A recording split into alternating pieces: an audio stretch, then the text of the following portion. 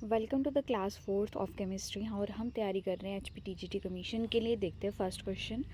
The metal which produce hydrogen gas on reaction with dilute hydrochloric acid as well as sodium hydroxide solution is.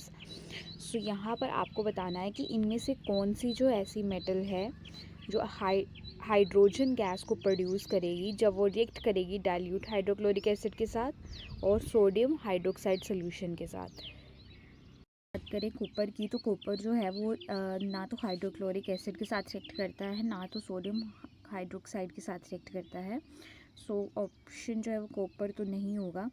इसके बाद है iron भी नहीं है और सोडियम भी नहीं है। ये दोनों हाइड्रोक्लोरिक एसिड के साथ तो रिएक्ट करते हैं पर सोडियम हाइड्रोक्साइड के साथ नहीं करते हैं। सो देख लेते हैं, एल्यूमिनियम जो है वही राइट आंसर है। एल्यूमिनियम कैसे रिएक्ट करता है?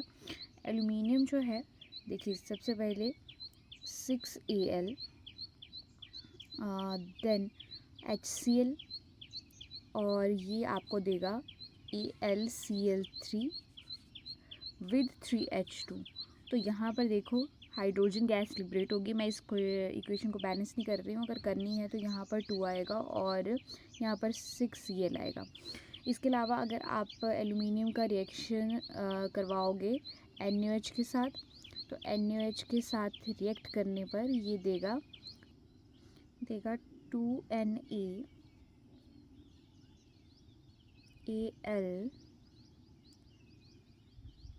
AlOH4 और साथ में इसकी लिबरेट होगी 3 मॉलिक्यूल ऑफ हाइड्रोजन। बैलेंस करेंगे, यहाँ पर आ जाएगा 2Na और यहाँ पर आ जाएगा 2L।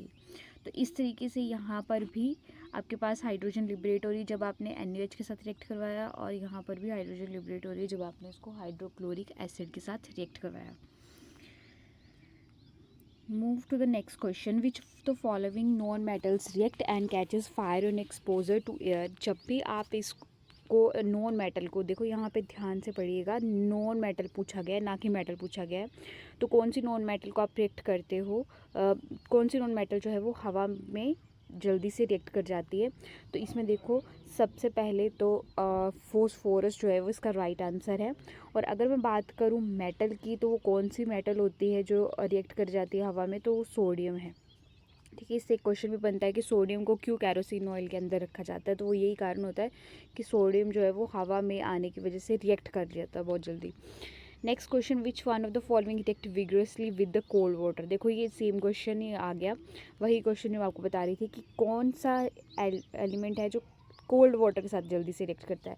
तो देखो कार्बन तो करेगा नहीं, एल्युमिनियम भी नहीं करता है, मैग्नीशियम भी नहीं करता है। तो जो सोडियम है that is the right answer, option number A. Sodium जो है वो हवा में बहुत जल्दी रिएक्ट करता है। Next question, the plastic that is used in making uniforms of fireman. देखो ये प्लास्टिक जो है वो कौन सी वाली प्लास्टिक की बात हो रही है? पॉलीमर की बात हो रही है। कौन सा पॉलीमर यूज़ किया जाता है फायरमैन की ड्रेसेस बनाने के लिए? क्योंकि फायरमैन की ड्रेस वैसी बनाई जाती है ना कि उसकी कपड़ों को आग ना लगे। सो यहाँ पर जो यूज़ किया जाता है वो है मेलामाइन।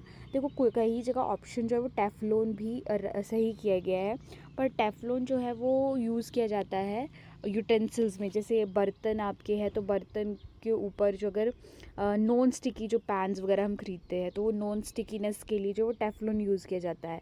बट अगर आप बात करो कि ऐसा मटेरियल जो फायर को कैच ना करे, तो that is the melamine. Next question, which of the following is known as the artificial silk. So artificial silk जो है वो आपका होता है, सो यहाँ पर दो ऑप्शंस में मेनली कन्फ्यूजन होती है, एक होता है रायन और एक होता है नाइलॉन। तो यहाँ पर जो ऑप्शन नंबर ए है रायन, ये सही आंसर है। नाइलॉन सही आंसर नहीं है। देखो मैन मेड नहीं है और ये भी मैन मेड नहीं है, पर आर्टिफिशियल सिल्क की जो डेफिनेशन है वो रायन को ही दी गई, क्योंकि ये टोटली जो है वो सिल्क की तरह दिखता है। वीडियो का PDF चाहिए तो आप जाके टेलीग्राम चैनल को ज्वाइन करिए। टेलीग्राम चैनल का जो लिंक है वो डिस्क्रिप्शन बॉक्स में दे दिया गया है। Next question, the non metal which is liquid at the room temperature. तो सबसे पहले ध्यान से नॉन मेटल पूछा है ना कि मेटल पूछा है। तो लिक्विड रहती है रूम टेम्परेचर पे, तो लिक्विड जो रहती है वो रहती है आपके पास bromine. Option number C is the right answer. और अगर मेटल पूछ लिया जाए कौन सी मेटल लिक्विड होती है, तो आपके पास सही आंसर होता है मरकरी। मरकरी जो है वो लिक्विड होती है रूम टेम्परेचर के ऊपर। Next, a reaction A B gives you C plus D plus Q is found to be have a positive entropy change, the reaction will be. तो सबसे पहले जो क्वेश्चन दिए गए उससे दो कंक्लूजन. एक तो देखो यहाँ पर Q दिख रहा है, Q दिख रहा है मतलब हीट जो है वो निकली है, ठीक है. और दूसरी चीज़ इंट्रोपी क्या है, पॉजिटिव है. तो आपको अब रिएक्शन बताना है. देखो हमें ये रिलेशन पता है, delta G is equal to delta H minus T delta S. तो जैसे कि क्वेश्चन में दे रखा है कि अच्छा डेल्टा एच हीट इवॉल्व हुई है, तो ये क्या होगी आपके पास, नेगेटिव होगी, क्योंकि एक्सोथर्मिक रिएक्शन है. इसके बाद आपको बोला गया है कि जो एस का वैल्यू है वो पॉजिटिव है. अगर एस का वैल्यू पॉजिटिव है तो यहाँ पर ये नेगेटिव और ये पॉजिटिव और ये नेगेटिव क्या मिलके देंगे, नेगेटिव देंगे. तो ओवरऑल रिजल्ट क्या रहेगा, नेगेटिव रहेगा. और अगर डेल्टा जी का वैल्यू नेगेटिव हो तो वो रिएक्शन क्या होती है, स्पॉन्टेनियस होती है. सो यहाँ से कंक्लूजन क्या निकलेगा कि कोई भी ये रिएक्शन जो है वो पॉसिबल हो जाएगी, पॉसिबल होगी हाई टेम्परेचर पर, ऐसा कुछ नहीं है.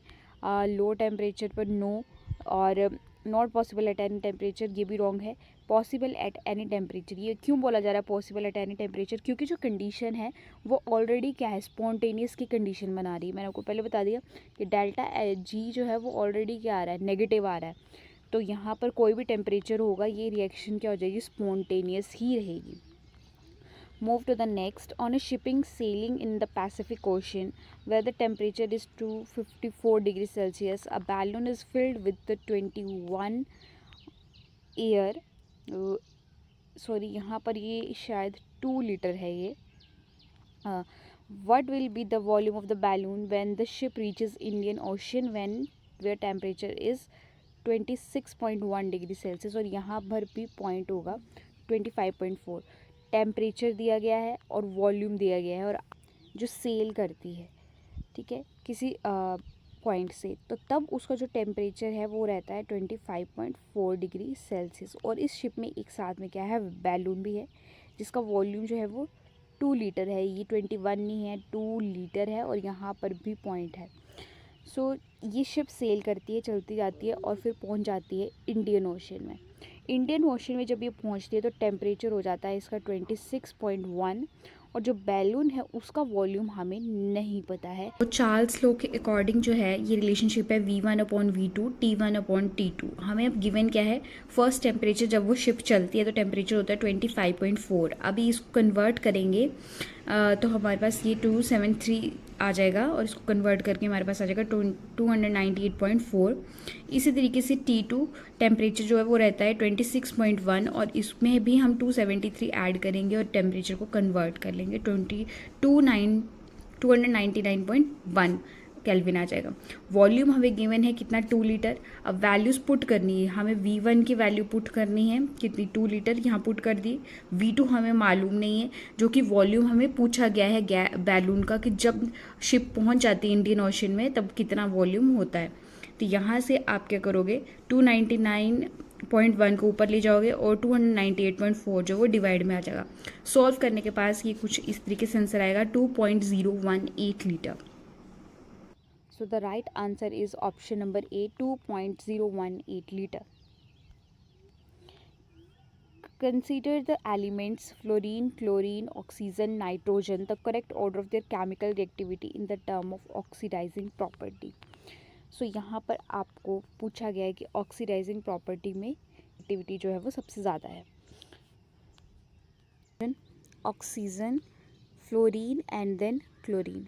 ऑक्सीडाइजिंग पावर पूछा है तो सबसे पहले हम देखते हैं इनकी इलेक्ट्रोनेगेटिविटी. अगर आप अलोंग द पीरियड मूव करोगे तो इलेक्ट्रोनेगेटिविटी इंक्रीज़ करेगी, और अगर आप डाउन द ग्रुप मूव करोगे तो आपके पास इलेक्ट्रोनेगेटिविटी जो है वो डिक्रीज़ करेगी. तो सबसे पहले अलोंग द पीरियड अगर हम देखें तो सबसे ज़्यादा इलेक्ट्रोनेगेटिव कौन हुआ, फ्लोरीन हुआ. तो फ्लोरीन की इलेक्ट्रोनेगेटिव सबसे ज़्यादा. उसके बाद अगर पीरियड में अलॉन्ग द पीरियड ही देखना है तो क्लोरीन की इलेक्ट्रोनेगेटिविटी सबसे ज़्यादा होगी, then oxygen and then nitrogen. Electronegativity है क्या, tendency to accept the electrons, और यही क्या ऑक्सीडाइजिंग पावर भी है. तो फ्लोरीन की सबसे ज़्यादा ऑक्सीडाइजिंग पावर होगी, देन इस तरीके से ये ऑर्डर होगा. सो जो सही आंसर है that is the option number A, fluorine, chlorine, oxygen and nitrogen. Last question, considering the elements boron, aluminium, magnesium and potassium, the correct of their metallic character. वो है बोरोन, बोरोन के बाद है आपके पास एल्यूमिनियम, देन है magnesium and इसके अलावा हमें दिया गया है पोटाशियम. तो अगर हम मेटालिक करैक्टर की बात करें तो सबसे पहले मेटालिक करैक्टर जो है वो डाउन द ग्रुप जो है वो क्या करता है, इंक्रीज़ करता है. ग्रुप नंबर 1, ये है ग्रुप नंबर 2 और ये है आपका ग्रुप नंबर 13. तो group along the period metallic character जो है वो क्या होता है, डिक्रीज़ होता जाता है. तो ऑब्वियस सी बात है कि आपके पास पोटेशियम की कंपैरिजन में मैग्नीशियम का मेटालिक करैक्टर क्या होगा, कम होगा. ठीक है, पर अब बात करते हैं इस ग्रुप की, बोरोन और एल्यूमिनियम की. बोरोन और एल्यूमिनियम में एल्यूमिनियम का मेटालिक करैक्टर ज़्यादा होगा. क्यों? क्योंकि मैंने अभी बोला कि down the group metallic character क्या करता है, इंक्रीज़ करता है. सो एल्यूमिनियम का मेटालिक करैक्टर ज़्यादा होगा और बोरोन का मेटालिक करैक्टर कम होगा. So the right order is potassium, magnesium, aluminium and boron. So यहाँ पर हम देखते हैं कौन सा ऑप्शन सही है. पोटेशियम, एक ऑप्शन नंबर जो डी है वही हमें दिख रहा है सही. Potassium, magnesium, aluminium and boron. और अगर आपको ये वीडियो अच्छी लगी हो तो प्लीज़ चैनल को सब्सक्राइब करके